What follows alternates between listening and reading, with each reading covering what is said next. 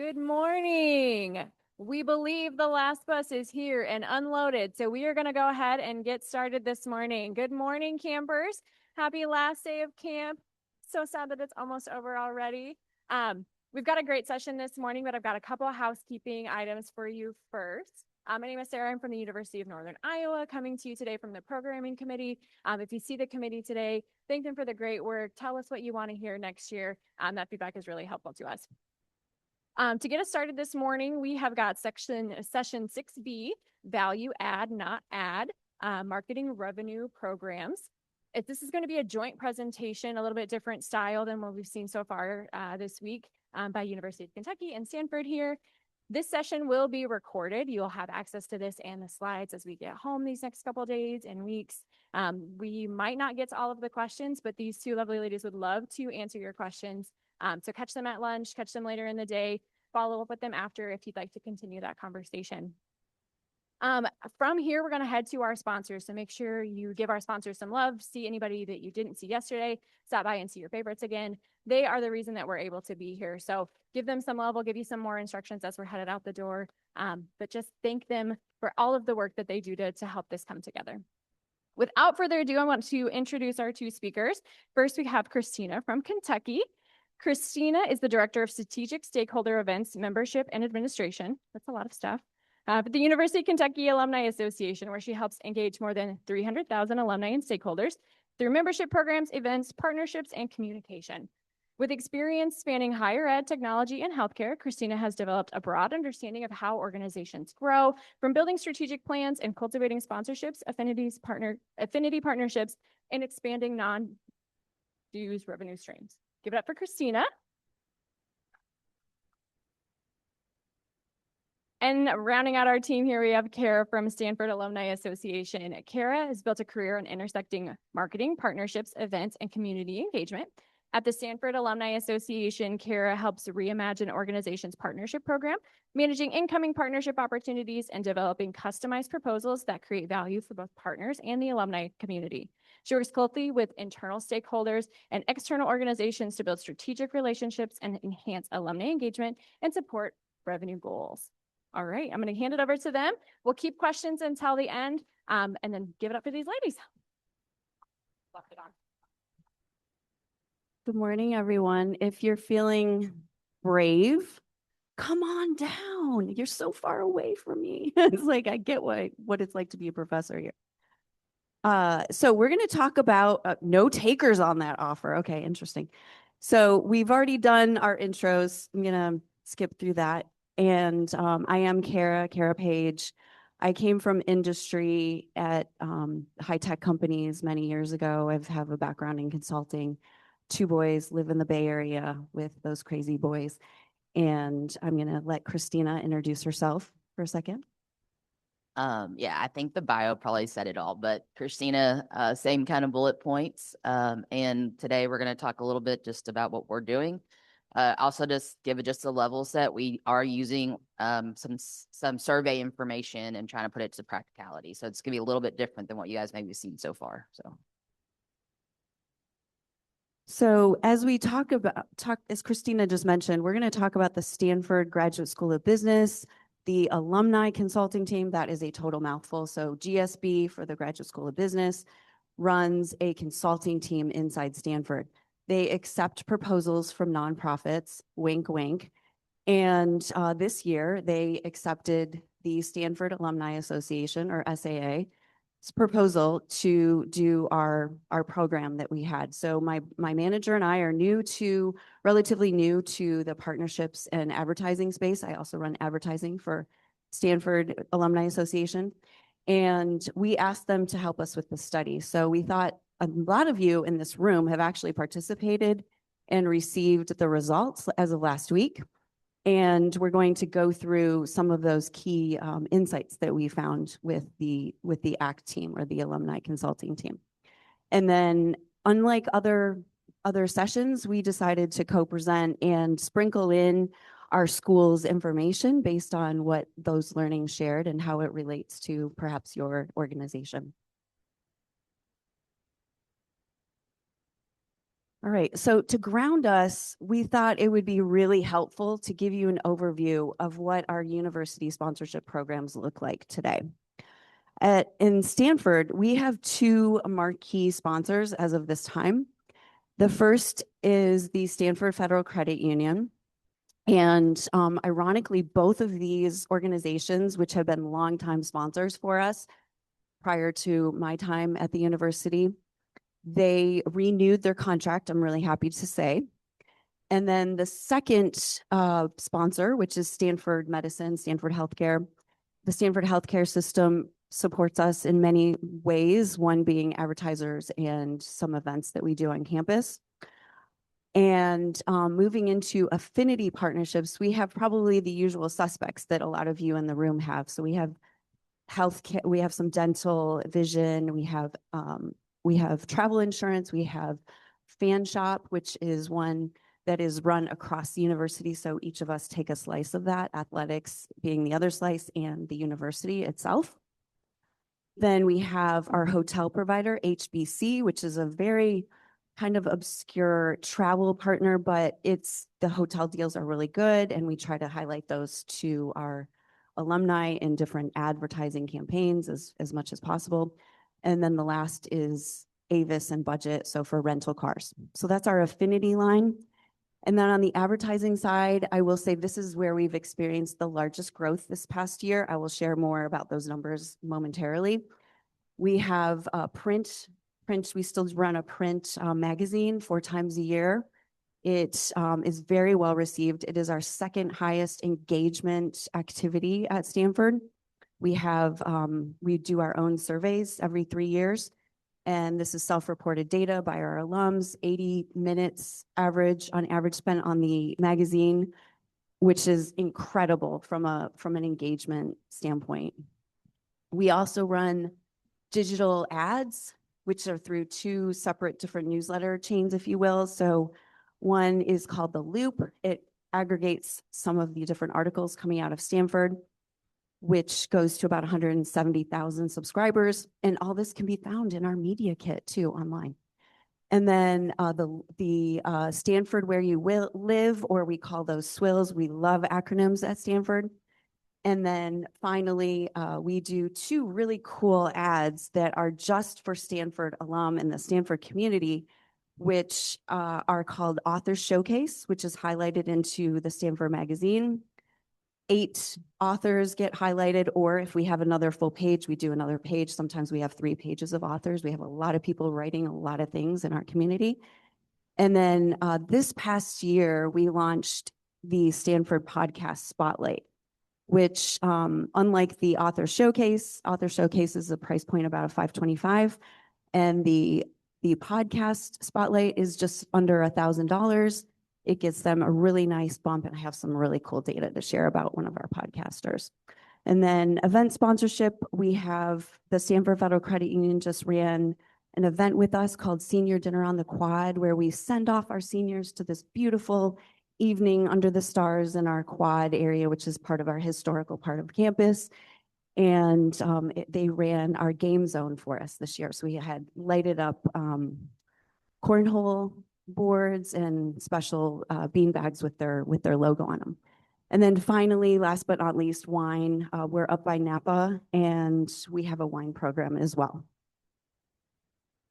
All right. So similar to what Kara just said, we have a couple of different things. We also have event sponsorships. So that is on the little lines. If you guys can't see it, it'll tell you what they get kind of. So partner emails, newsletters, social, on-site activation, event registration. So these are kind of our big, I would say our big 5 that we really go into. We are still building our event sponsorship pieces. I don't know exactly why, but prior to about 4 years ago, we didn't really do event sponsorships. And so, but the reality is you bring a bunch of people together. So why are you not doing it if they can do a table or you can add a logo itself? Our affinity partnerships, most of these are guarantees. You know, they have some kind of piece where I don't know if anybody here has credit cards, but central banks are credit cards. So there's a guarantee, right? So To me, those are really easy sells in a lot of ways. And honestly, I just love getting that check in it. I mean, and there are things we do, don't get me wrong, but they're longstanding relationships. And that is awesome to build. In it, our advertisers, this is similar to the magazine itself. So we also do a quarterly magazine. I get 15 pages in our magazine to do whatever I want with. Which is nice. So if I don't sell them, then I do house ads, or what I also do sometimes is give a free ad to a partner, and then they get some good information and clicks, and then they want to buy one. So I love that flexibility that I have with my team there. We also do newsletters in those advertisers, same kind of thing. We do monthly newsletter, and they're just banner ads on there. And I have that same relationship with my team to say we can have 3 in max in each newsletter. I get to use them however I want to use them. In it. The alumni travel is another area for us that also generates revenue. So I added it on here, but we get money from doing catalogs, advertising our overall pieces, and then just the commission base that we get from those as well. And those are the partners I work with. I know there's tons of partners out there. And then membership. This one is an area that we're growing quite a bit right now. So I know yesterday I talked a little bit, and then it was mentioned in the Arkansas piece, but we've changed our membership model. And so basically everybody is a member, plus donors are a member. And what we are seeing, though, is that our life memberships were not maybe doing as well. We had a great uptake, and then now we're leveling out. Well, what now we have to decide is how do we make those life memberships better? And that's these partners. They're offering us deeper discounts. They're offering extra incentives and revenues into it. You'll see Shady Rays on here, but they like give us free sunglasses, and so we give them as giveaways for life members. Like it doesn't cost us anything. They love it, and if you all haven't seen Shady Rays, they're great sunglasses. Kyle Cavan is here, they do a discount. And so we started to build some of those discount programs to say they're only for life members. So you can shop the catalog all you want, but if you become a life member and you'll get 10% off or 20% off, or do an extra discount of some sort. And so that one is growing. It's a little messy because we are growing that one right now, but that has been an extra incentive. And we'll talk in more detail about all these here shortly.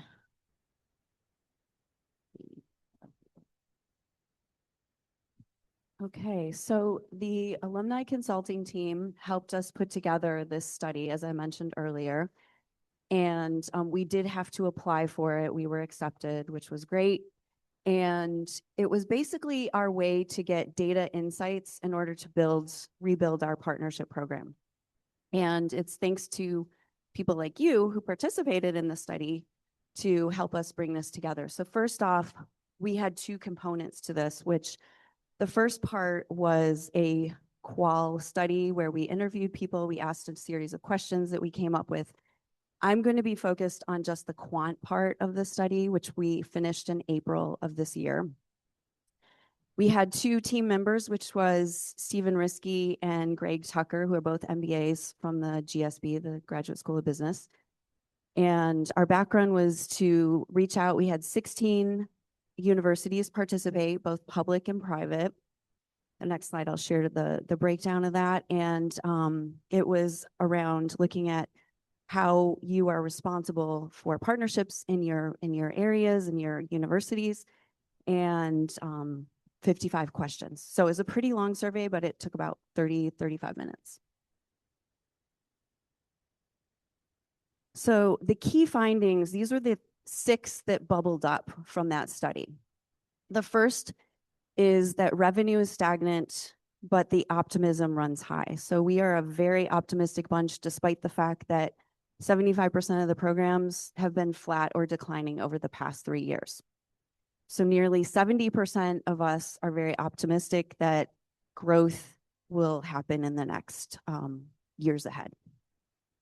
No surprise, number 2 is that bandwidth is constrained. I am one of 1.5 people at Stanford who work on partnerships, and 8 out of 16, so half of us work in that space, about 1 to 1.5 people of full-time employees.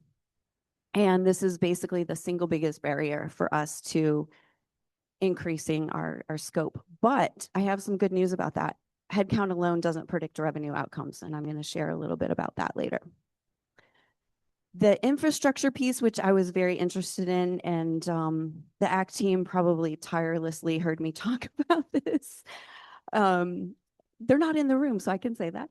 The infrastructure piece is pretty important because we are spending most of our staff time on fulfillment, which about 40% of our time is spent on these partners and getting things done, right? But only 17% is spent on strategy. So there's a bit of a an imbalance, if you will, around that. So we're going to talk a little bit about that and some of the things that rose to the top around, no surprise, we've heard this time and time again in these sessions, is around pricing and asset valuation. Piece of good news is that structure, for the fourth insight, does not predict the revenue, okay? So making sure that we have programs with formal tiering, programs with valuation formats, and also multi-year agreements, that's what makes the difference. So it's not having a team of 10 people, yay, because I don't think we're ever going to have 10 people. And it's not also about the length or duration of a program that makes it successful. I think many of you, I saw in Jim's presentation yesterday, Jim Paris's presentation, that athletics is a major source of friction. That's what we heard from you loud and clear. 12 out of 16 people brought this to our attention.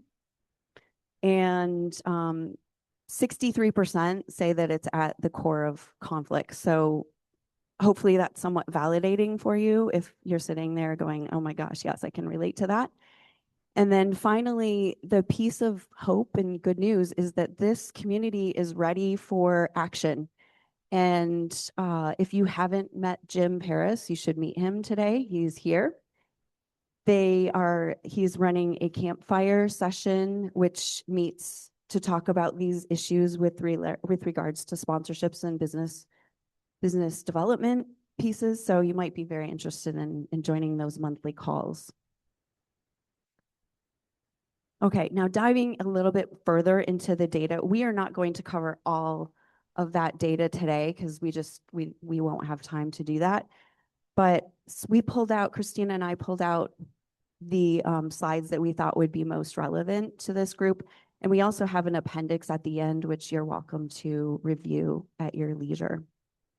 So first up is talking about the actual operating structure. So a lot of us, almost half of us, have a hybrid model. And that means that they're getting some funding from the university and some funding from their own efforts. The independent people in the room, so there were 6 of you out of the 16 that we studied. And the others, there was some other type of model. So in this case, there were 14 out of 16 that were public universities. I thought what was interesting was the average operating budget was 7.7 million. So that might be a helpful stat as you're going into planning for the next year. And please feel free to use these as you need to justify things. We're happy to have them shared. So looking into how does this apply to Stanford and Kentucky? So the Stanford model is an interdependent model. So we depend on the Office of the President to provide some funding for us, as well as raising our own money. So as far as the team that I sit in, the partnerships and revenue team, we are not responsible for travel study or the Sierra Camp, which is the coolest experience. It's South Lake Tahoe. It's our own camp that we own. And Stanford alumni can go there in the summer. It fills up within moments of opening every year. So we never do any marketing for that. We have a wait list every year. And they have their own budget, but that money does come into our overall SAA organization. We also have a really beautiful conference facility center on campus that is one of the most unique places to have a meeting. We have medical meetings there oftentimes. Anything, every day of the week, there's something there truly going on. And when you think about this model, there are a few things that really work for us. Number one, we get control over the relationship. So while we may be struggling to do some of that work all the time because we spend, like you, a lot of time doing fulfillment, it is owned by us and we own the relationship. We have like I mentioned, a very small and nimble staff, 1.5 people, and we have over 1 million, and that includes sponsorships and advertising. That does not include our travel study program or Sierra Camp or conference rentals. It's just those two line items. We also have had really great success this past year partnering with our events team. And I mentioned senior dinner on the quad. We also did an event with students called Alumni, where they come and they network with different alums across the campus. And I'm happy to talk more about examples if you're interested later. Reunion Homecoming is our marquee event, and we bring 8,000 to 9,000 people back onto campus, and we change it up every year as like what class year. So it's a huge event for us. It's all hands on deck, and there is a volunteer requirement through the organization to meet like 20 hours. Then what's nice for us is we focus on larger sponsorships and that are much more targeted and strategic. The Stanford Federal Credit Union being one, and then the Stanford healthcare system that I mentioned earlier, which is really nice because Stanford's in their name, so it goes without saying. Then the other thing that is very nice within this model of being interdependent is that we are separate from university contracts. So that can be good and bad, and I'll share the good and the both sides of the coin, if you will, in a minute. And then we are the single most largest targeted audience within Stanford. No one else can get the audience that we can. It's about 250,000 alumni that we have in our network. So no surprise, what works against us is we're small, and that means they're same as you. We only have so many hours in the day. We also see that something that we've been seeing a lot this year is that these partners know that they can go over here and get something for free, an event or whatever. So bringing the entire campus on board with this pay-to-play model is really challenging.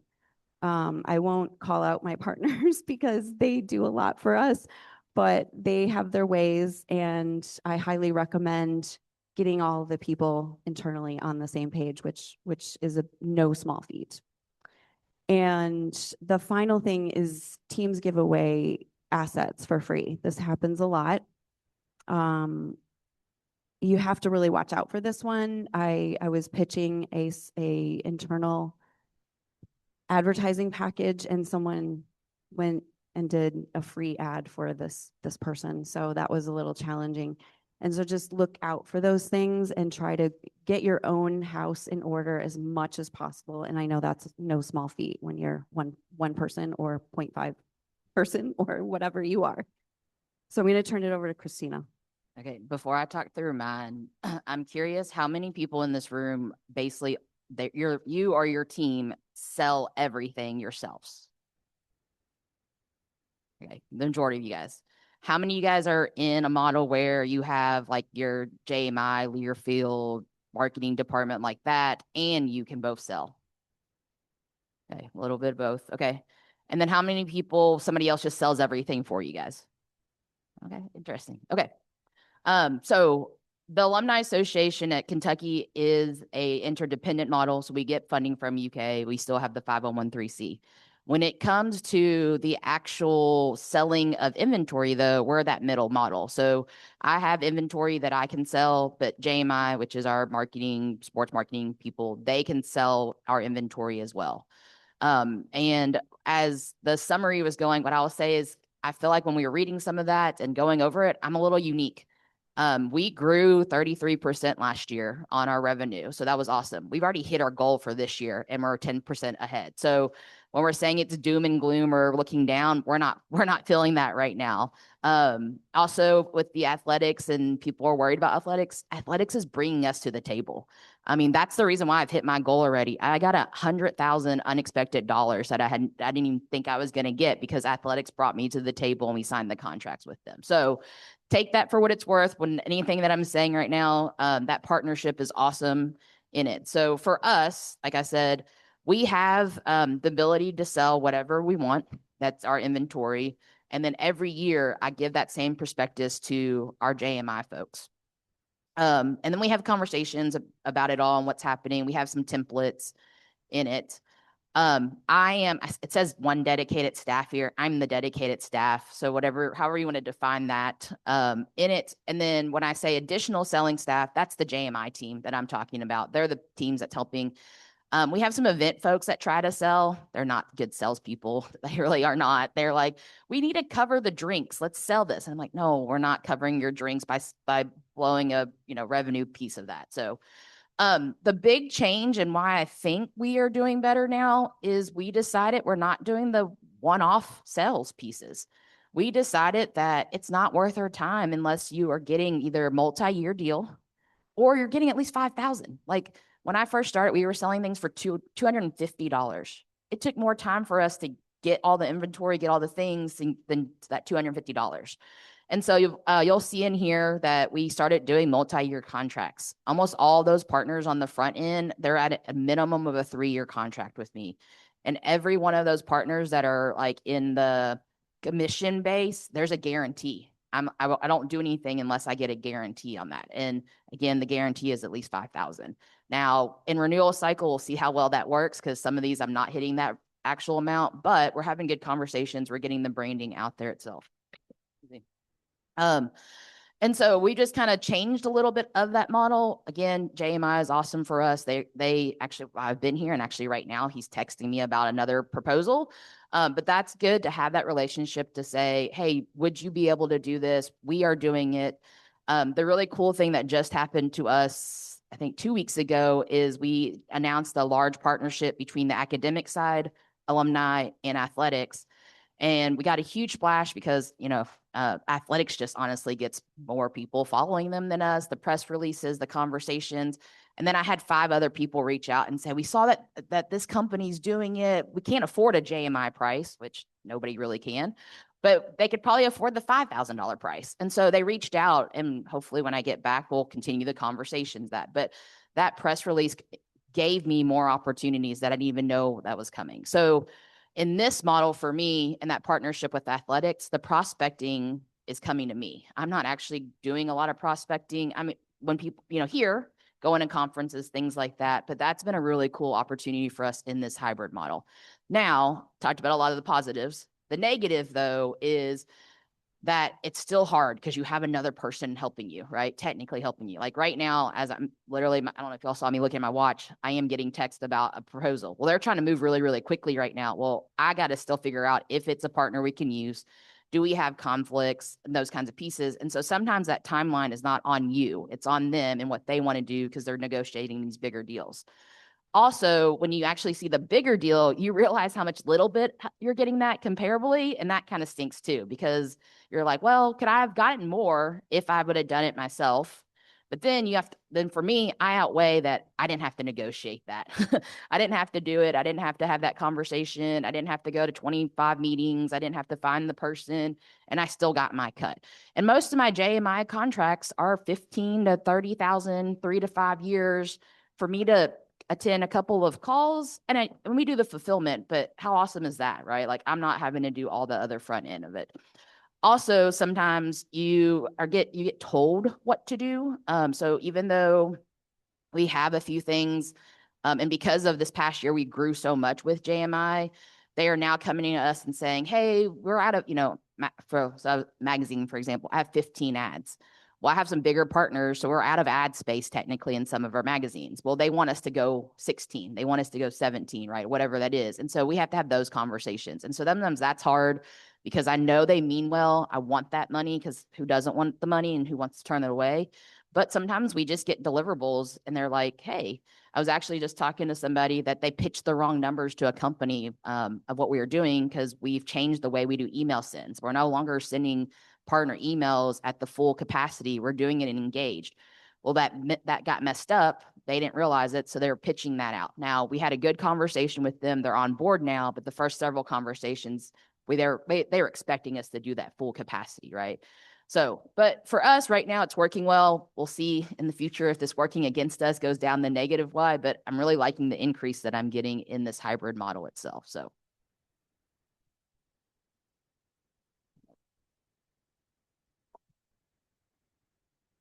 Okay, so this was interesting. We have consistency. Yay. So across the sponsorship programs in the 16 studied universities, the top 3 are all almost equal. Well, they are equal. Event sponsorships, really highly rated in terms of an activation channel. Digital advertising, so the vast majority of you are doing that, and brand visibility. So that was really exciting. Direct mail is slightly behind that, not by much, and membership benefits and discounts, followed by social media and print, which is slightly lower. So I just thought that was a really interesting thing, is what your peers are doing. We are doing most of these things. One thing I will point out, though nobody said alumni focus groups and research, we have been talking with Stanford Healthcare, and they realized that they would love to reach this physician group, and they would like to get more information on the physicians themselves within our own community, mind you. And we have a research group within the SAA team, and they're interested in running different studies that we can do for them. So that's a new asset that we had not really planned that would be part of their package. I also love this slide because, as I mentioned, we are starting event sponsorships. So to see other people are doing that too made me feel like we're the right process. Digital advertisement, those same pieces. So also take that with it. It's like, as you're thinking about where you grow, this is cool to see that as you're thinking about it, hopefully you're seeing your peers are thinking about it as well, right? Just curious, how many people are doing all 3 of the top items on this list? Okay, cool. Pretty a handful of people. So as far as what channels actually move the needle, so Christina is going to go first and I'm going to go second this time. Yeah. So what we did now is we took that slide that we just saw, and we were just going to give you guys some examples of each of these spaces. So I'm still working through some of our bit sponsorships. We're a couple of years in, but still trying to figure that out. But basically, we're only really, I would say it's not really on my prospectus on a rate card because every event's different based off of the size. So we have these really more one-on-one conversations with them. And a lot of times those event sponsorships don't come until we build the other side of things, so that they will give us a try. Because how much would it stink if you it told them, hey, we're gonna have 500 and you had 2, right? Like, you just don't want to do that kind of thing with them. So, but what we've done now is we've built it more about the advertising coming into the event. So we know that, like, when you're advertising a homecoming event, you're going to have all these assets. So we've been talking a lot more like that, and then level setting with them on what the attendance looks like there. Because also, when you're at a homecoming, for example, you're probably not wanting to talk to a vendor. You want to go see your friends. You want to go down memory lane. And so we wanted to be careful of like selling that engagement. So we built a lot of it on the front end, and we're building a lot of it on the back end to say afterwards, when we do our follow up, you get an email communication with them. Our photos might say sponsored by, and all the photos that people get, and then they post it on Facebook and socials and everything else. So still working through some of that. Our biggest things are going to be homecoming, family weekend, K-week, which is our students coming in for the first week of school. All the other ones, we don't talk as much because we're still building it outside of any of our road trip kind of games for sporting events, because especially basketball, we get a lot of people that go to those itself. Magazine placement, I kind of already talked about this. This one, surprisingly, still is one of my number 1 sellers. It is one of the most read things that we put out there on the digital platform, in clicks and email, in the emails, in the social media, and then printed at home. We also, with our magazine, we send them out to all of our extension offices, so they kind of get a larger reach outside of the university and out of the alums. But moving to that placement where I've worked with our team to say we get 15 no matter what we do has been really helpful. And then I could use them however.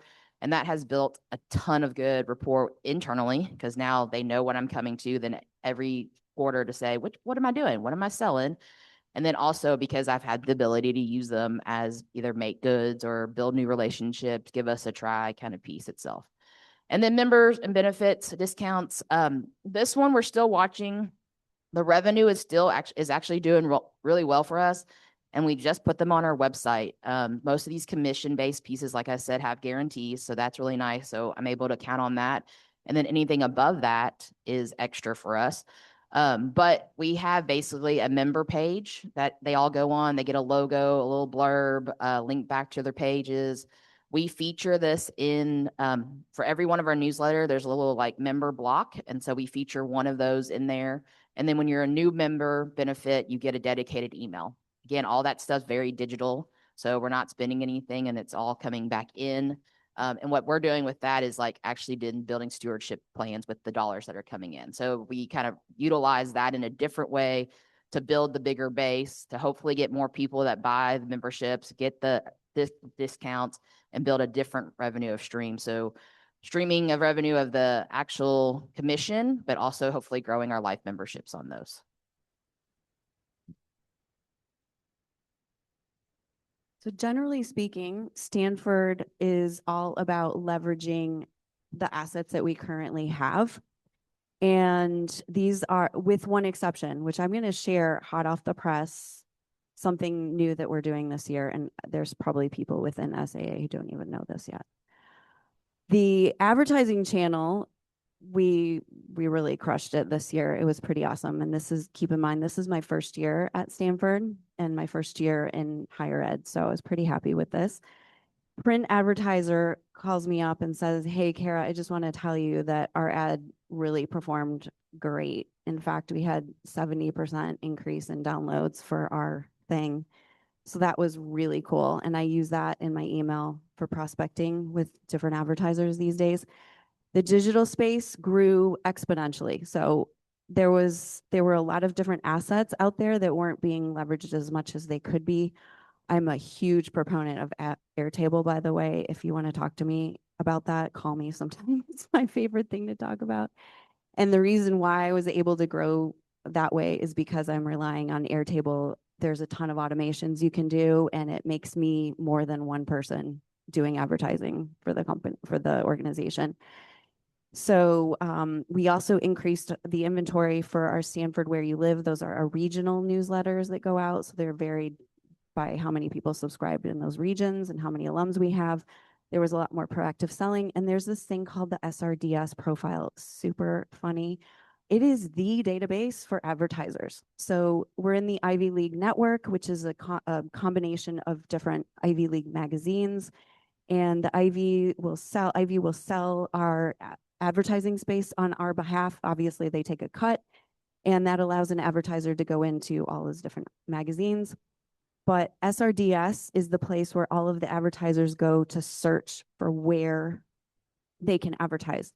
And we increased our profile prominence. We upped it to a higher level profile, and we saw a jump in this space. I can't say that it's just SRDS and not me. I don't know. It's probably both, but it's been really fruitful for us, basically. I have another salesperson, if you will, on the street. We also do dedicated partner emails, and these are part of a package. We do not sell these standalone, and we highly, highly discourage people to even think about it this way. We're working with a partner who I can't name just yet because the contract isn't signed yet. But what's interesting, our open rates are between 1.25 and 3.25%, which in my industry and coming from tech, no way, that is not what you see. So I was blown away by those numbers. And something I really press upon is Stanford's commitment to a very low global unsubscribe threshold, which has become a problem with Google's way of managing Gmail. You can unsubscribe, it unsubscribes you from everything. We have launched a preference center. That's a whole nother team who did that. Happy to put you in touch with them if you're interested in doing that as well. But we always sell these as part of a package because we do not believe that it will have impact for the partner as a standalone asset. And last, what's been moving the needle a lot, we are Nerd Nation. We are nerdy. And when you have to embrace what your culture is, we have fully embraced our culture of learning. And one of the things that performs so well time and time again is a sponsor putting out a webinar that is learning focused. It is not about them. It is about mortgage rates. It's about understanding home buying. It's about understanding something with your health. We see thousands of people on those healthcare webinars. It is just incredible. We did one on menopause. We did one on heart health. There was one, I'm spacing on what the topic was, but it was just off the hook amazing. And we promote those through a dedicated email, reminders from the Stanford Alumni Association. And we see a 50 to 50%, 56% open rate. That's totally unheard of. I don't know if you guys see those open rates too, but not something that, did you want to? Yes, yes. So Stanford Healthcare sponsors a lot of those webinars and brings in the top guns, the top physicians in those fields. It's incredible. It's incredible. The last thing that I did not put on the slide, and these slides had to be done back in June. You know, there's a lot of changes from that time. And we are doing a pilot with our digital class books. So our travel study team has been willing to partner with me and do an ad when an alum comes in for their class books and getting ready for reunion homecoming, updating their individual page. We're going to have presented by Travel Study. We have pictures. We have a photo album with all of the cool pictures from the trips that we take. They have Egypt. They have Europe. They have amazing trips, Galapagos Islands. And we think that will be really interesting to see how that performs. And then we'll sell it as an asset if it seems fruitful. So Christina and I wanted to make sure that you see a visual of what these things that we're talking about in this presentation look like. So on your left, you see a Stanford Where You Live. This is the San Francisco and Marin area. That's one of our largest base newsletters, our swills, if you will. And this ad from Fan Shop is designed by a designer in my organization, and it goes to help us increase our annual dollars that come into SAA. And then on the right side is our Stanford Federal Credit Union dedicated email. They have a certain number per year. I believe it's 3. And this one is promoting the 6% cash back on the credit card. And then I just kind of gave some examples for us. So the first 2 are the magazine pieces, and then the alumni shop, which is the member pieces that I was talking about. What I'd say is, like, all these examples we're giving you, obviously we're talking about the sales side of it, but the membership and the marketing team, from my standpoint, are just as crucial for me to be successful in this. Like, I get to sell magazine because they do the magazine, right? I get to sell what's on the website because there's a website developer. And so as I think about what we're going to do in the future, and some of the folks that were in the session yesterday talking about the segmentations, I'm hoping to take that segmentation stuff I talked about and start putting some sponsorship stuff on it so that we can get really deep into it. Like, if you're advertising to medicine folks, you know, I don't need it to go in the magazine. Maybe I just needed to go to the College of Medicine, and I need to work with the marketing team to give me that asset, give me that piece, to build that with me, to say, anybody that's College of Medicine now gets this. And anybody, and we hope that our newsletters become, instead of me having 3 that I can sell or whatever, I can sell 19 of them because we're doing it by college, right? And you're getting really, really targeted in that,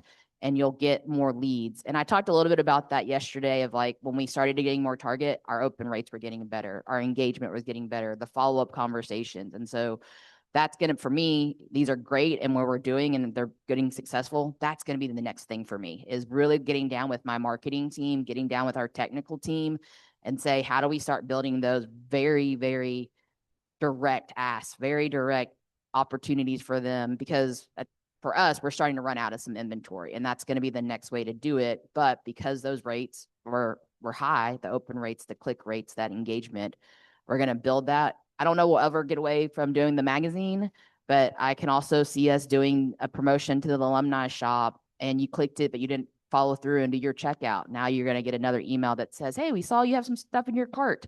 I don't know if you really have stuff in your cart, right? But I know you clicked it and we didn't actually see any revenue come through from it. So how do we build that piece? And that was an awesome segue from Christina, because if you can't value something if you can't measure it, right? And what we've seen is the schools that are successful, all of our schools are anonymized in the study, because that's what we committed to when we did the study with the ACT team. So the top schools, you can see that they are basically measuring everything on the top, and those are the higher revenue generating schools. And we are assuming that that's there's a correlation, right? So I will let you digest this data because this is a lot on one slide. I realize that, but I wanted to make sure that we share that with you, that the top tier programs are looking at metrics, value metrics of 7 and higher. So valuation really works. And if you want to know more about, I can't give you the school names, but if you want to know more, you can always ask me about Stanford and what we're tracking and how we're measuring it. I'm happy to help you with that.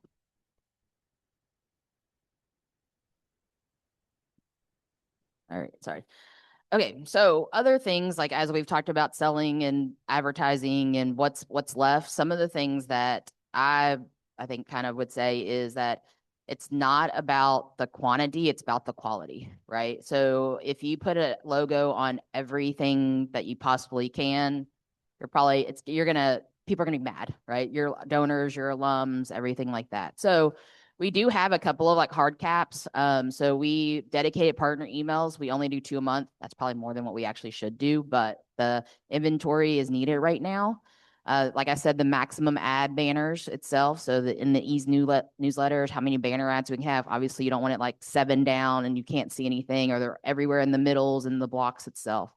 So for us, the caps have really helped us protect what we can, but it also has allowed us to charge a little bit more for these things because now we're limited.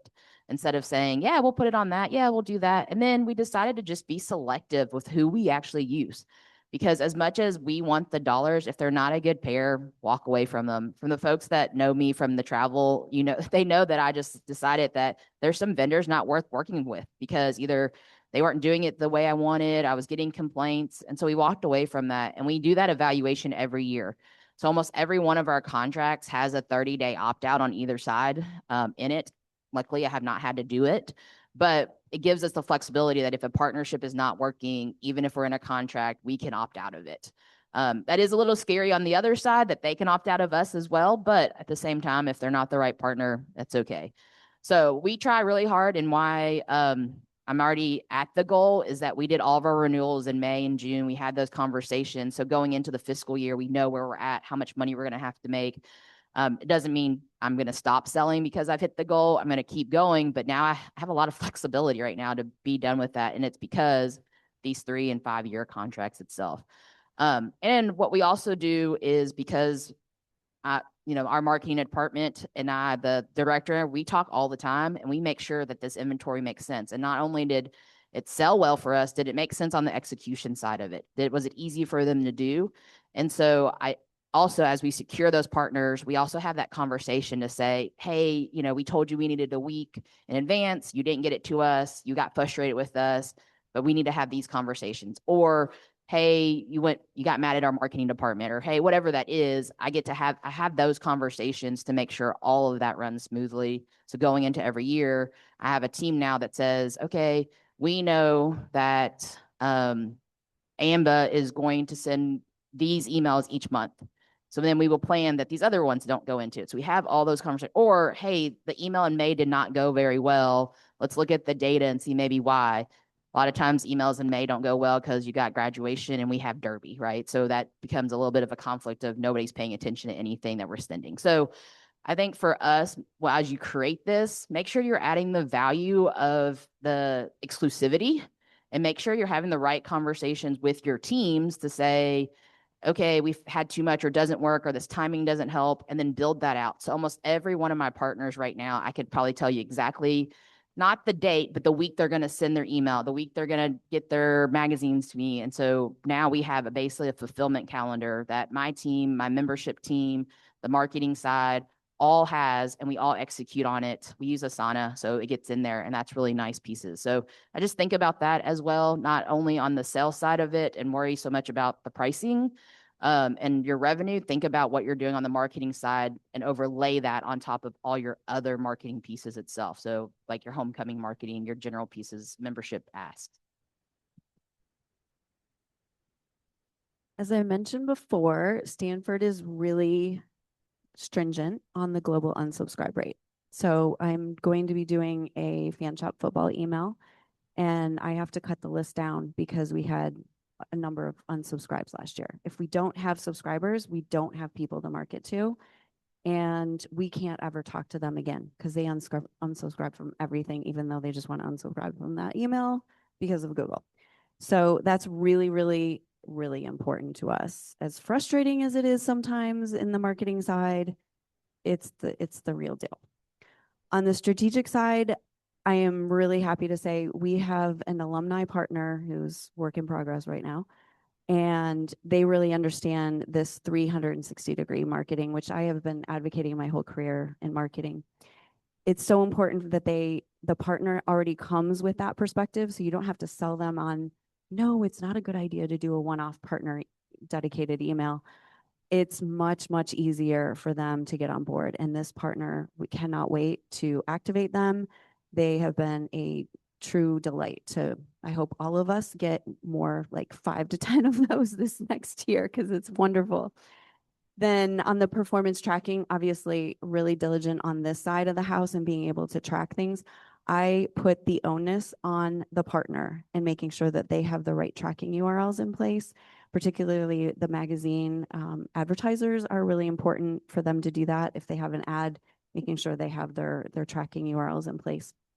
And then one of the things that I've learned, and I've learned from all of you in the room this past year, is that pricing is very hard. It is an art and it is a science. There is no one size fits all. And it's really about what will the market bear. The market is different than it was 5 to 10 years ago. You might have gotten 100K for that event that you did. It might not be going for 100K anymore, and be willing to accept that. There's another philosophy where you can start lower and then over time do a pilot with that partner and up the price if it goes well. That is another option. It really depends on the partner, and you have to think about what their perspective is and what they want to do.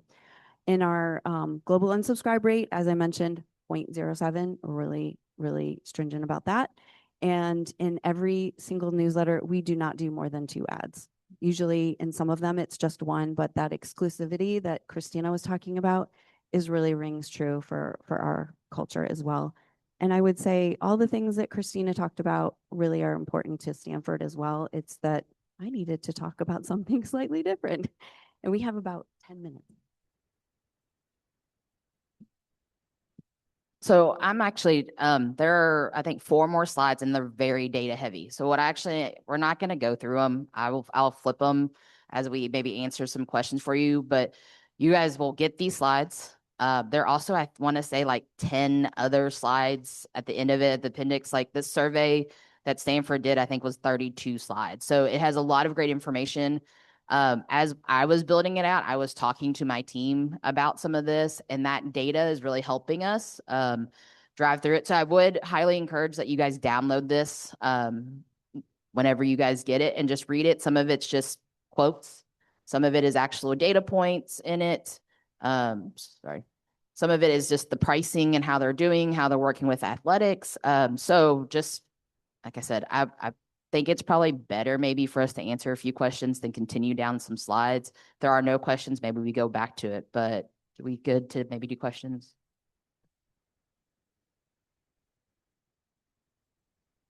Any questions? This is the most awkward part, so just bear with us.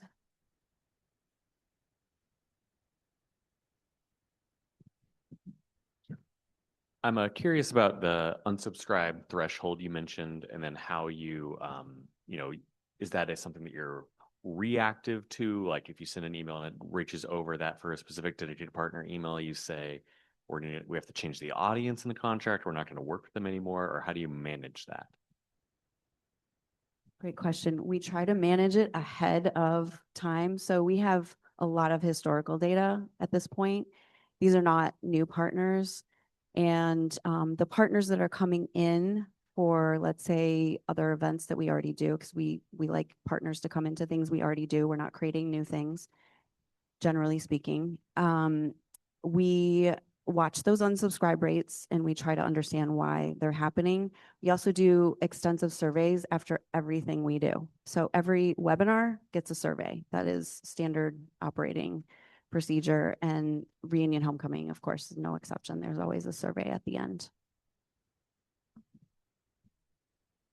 we don't watch unsubscribes very closely, but we watch email health, and email health, that obviously is a big impact on that. So once we see it starting to get under 80, we really start watching that. And that's when we start doing some filters and everything on our marketing. Or we have had times where we just say this whole month, we're not doing any sales ads, sales marketing pieces. And unfortunately, it's a different conversation you have to have. But if we can't send to them, it doesn't really matter, right? So. Sorry, kind of similar to Ryan's, but we don't do like a print magazine or anything. So our hottest commodity is our newsletter. But I do worry that with the more we sell, our newsletter is turning into a featuring ads to a ads letter that features news. When it comes to your caps that you have, do you guys just have a bunch of partners and you cycle through, or is it really just like if it's 3 as your cap, top 3 companies that spend the most, that's all you get? Ours vary. So before I started, there were several contracts that were already bedded in. And so as those renewals came in, I had different conversations with them on that. Because we have that little member benefit section, all those member benefits we don't even do anything with ads with them in it.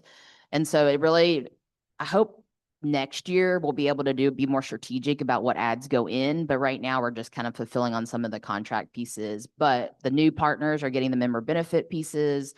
They're getting some new social stuff. So actually for us, the newsletters maybe won't be as important because we're building this other social, the website. One of the things actually coming out of camp last year, we onboarded several member benefit folks and all of them wanted their stuff right away, right? And so what we ended up changing was we built a landing page that announced all these new benefits. And we kind of did a fun little video and a little clip, I guess a GIF. And then it sent them to that. And that worked really, really well for us. And so we're looking to see about creating something more like that. If we have multiples, it's a banner ad from us technically that drives to a website with all the sponsorship stuff. From the Stanford side, it's a mix as well. The loop ads are an ad buy. So a lot of times it's with their ad buy. Sometimes it's a very prominent advertiser and they need something magical to get them over the edge. There is also partnership packages that include certain digital. So it's those 3 models for us. Okay. This is the other Ryan from KU. Quick background, we are fortunate that we have a good student reach in terms of emails, our leadership program in terms of what their abilities. So whether between Kentucky or Stanford or and honestly anyone in the room, what are some of your best practices whether it's segmentation or just different practices that you do to go sell any student assets, whether it's for emails, events, and what are you doing to prepare the staff members that oversee those student programs to get them to either shape an event differently, think proactively to allow for those opportunities. Selfishly, I'm that one staff member, so trying to see how I can incorporate that. So we are in Salesforce. Our academic team is also in Salesforce. We have a great partnership with them in the data transition. So literally it's not as smoothly, I guess, but when they walk across stage, they all of a sudden get the alumni tag and they're in our system. So that's really cool.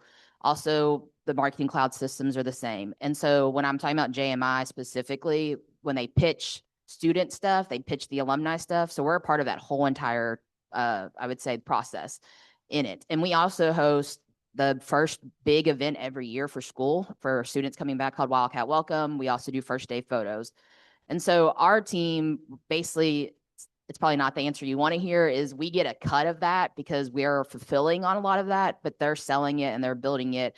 And what we've created is just journeys that go in and touch points and engagement pieces in it. And what the beauty of that for us, though, is then they're used to it when they come to the alumni side. So for my team specifically, we make sure that from the student side, we just make sure the assets are in there. But the student team actually builds it out. It's actually part of the UK PR team itself and the bigger pieces of it. So I don't have a great answer because we just have that partnership where we get cuts of that. And then they advertise our events. And then we would have a table at that event, or if we do a follow-up of some sort of a giveaway or the next action. So typically if you go to K Week, You get a follow-up email from us that says, don't forget to get that first day photo for your parents. And we might have to fulfill on that piece, but then that would kind of transition to the same system that we're using to click data. Just now my team builds that email, but the data and all that still comes from the student side. Hi, Ryan. I'm going to answer that in two ways. So structurally and then programmatically. So on the programmatic side, we also have a team that focuses on the student programs, and the marketing assets that they do to reach out to the students include events, like I mentioned, senior dinner on the quad, alumni, and those are through a journey of the student's life cycle, right? So alumni is sophomore year. There's something freshman year, I can't remember what it was. Junior year, there's something, and then a lot of the commencement-based activities. I can get you in touch with the right person if you want to know more. The second part of that is their email. So their email is the Stanford student email. At the end of that time, we don't cut them off from the email, but they have to cut over to a different system. If they don't give us their email, they don't get their new email. So that's how we get their email. And that's usually done when they get their commencement gear at the bookstore. And we do it a couple other times towards the end of the year. And I think operationally, I just mentioned that we have that team that focuses on that, and we've been working really closely with them. We identified all of our assets earlier this year and listed out in a massive spreadsheet what is the attendance for alumni? What is the attendance for whatever event? And we were so lucky because our Stanford Federal Credit Union came to us and said, we're shifting our strategy for this next renewal contract, by the way. And we want to focus on student membership. Well, good news was we had already thought ahead and we had all of this data in the spreadsheet. So we picked out the student-led assets and gave them all those. And then they said, okay, this is what we can afford. And we went from there in terms of the negotiations.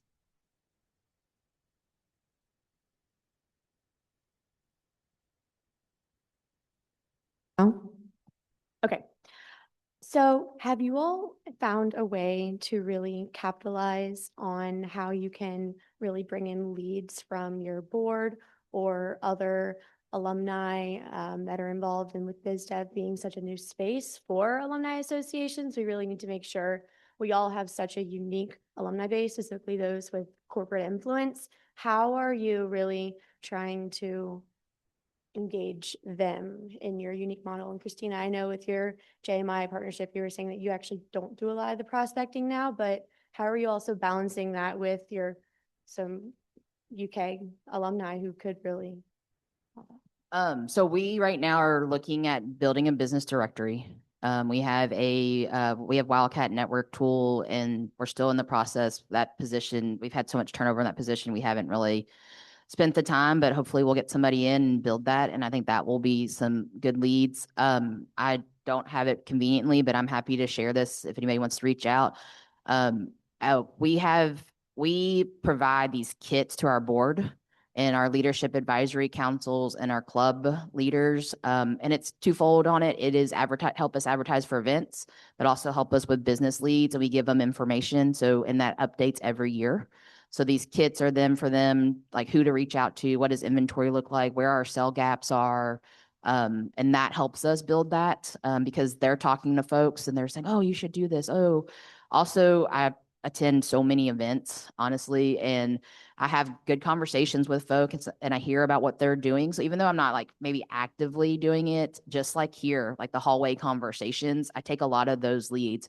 But we do have these little marketing kits, thank you to my marketing team, that builds this for us. And with the board ones, we have a volunteer summer workshop. We take like pictures with Wildcat. We take pictures with, if we have postcards that are ready that we're going to advertise something, and we ask them to build that out. Now we're hoping to build that more to a social media channel to say, okay, everybody post this in this week time frame that we're looking for people to join us. So we're still building some of that. I would say for me, the people that I've talked to that do it really well, it's the business directory process, because technically they get in the way we're going to do it, any alum that has a business gets a free profile at the basic level, and then hopefully we can upcharge for other things and get more engagement with them. So that's how I'm hoping that will build. And then our board has done great. They come in. They don't probably do these. That's been probably one of the negatives of going to a minimum of 5,000, but they're doing like table sponsorships at events. They're maybe picking up, we have an ambassador program, so they may pick up the meal for them. But for that, I feel like that's fine because they're our board, right? And we're working through what that looks like. But hopefully that can build based off of the business directory from my standpoint. So I'll be quick. Our board is new this year, and we are seeing them bring us leads, but one of the takeaways that I'm going back with is go for the direct ask. So I'm going to talk to the board and say, do you know people in the senior living centers? Do you know people in the auto manufacturers who are alums? Because the more specific you can be with the board members, the more they start thinking, oh yeah, I know so-and-so, I was in her class, she's the CEO of XYZ auto company now, and that will give us a more direct in. So stay tuned to come. I'll report back next year. I also know we're over, but I did realize this is a really important slide. So make sure you look at this one. At least I feel like it kind of summarized what we're doing. But also, I would say what we're saying is give everything a try. Don't be afraid to change what you're doing and build it based off of what your needs are. So. All right. Thank you, Christina and Kara. Give it up for them. We've mentioned it like 5 times, but this really is such a robust slide deck. As soon as this gets uploaded on the website, I'd encourage you to go grab it, dig through the slides that are at the appendix that we didn't get a chance to go through, because there really just is so much good data here. We are moving next to our sponsor visits. This is our last chance to get in front of everybody. Make sure you visit anyone you have not seen so far. Tell everybody thank you.